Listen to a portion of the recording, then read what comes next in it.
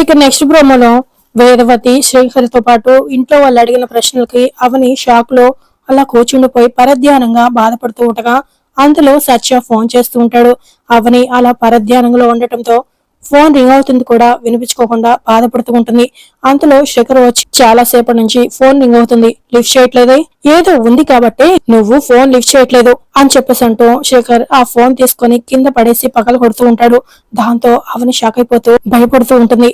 ఇక తర్వాత నాతో గుడిలో ఉన్నాను అని చెప్పి స్కూల్లో ఆ సచితో కనిపించావు, రూమ్ లో ఉన్న షెల్ఫ్ లో లాకెట్ చూశాను, దాంట్లో నీ ఫోటో సచ్ ఫోటో ఉన్నాయి అని శేఖర్ అడగటంతో ఇక అవని షాక్ అయిపోతూ వెంటనే ఆ లాకెట్ తీసుకొచ్చి లాకెట్ లో ఏముందో చూడకుండానే చూడు బావా చూడు అని శేఖర్ కి లాకెట్ ఓపెన్ చేసి చూపిస్తూ ఉంటుంది. ఇక శేఖర్ అందులో ఉన్న సత్య ఫోటో చూసి చూడాల్సింది నేను కాదు నువ్వు, నిజం తెలియాల్సింది నీకు అని చెప్పడంతో ఇక వెంటనే అవని ఆ లాకెట్ లో ఉన్న సత్య తన ఫోటో చూసి ఒక్కసారిగా షాక్ అయిపోతుంది. లేదు బావా, నేను చూసినప్పుడు సత్య ఫోటో లేదు, నా ఫోటో నీ ఫోటో ఉన్నాయి అని అవని చెప్తున్నా కూడా వినకుండా నీ నంగ నచ్చి నాటకాలు ఆపు అని శేఖర్ అరుస్తూ ఉంటాడు. దాంతో అవని మరోసారి షాక్ అవుతూ ఉంటుంది.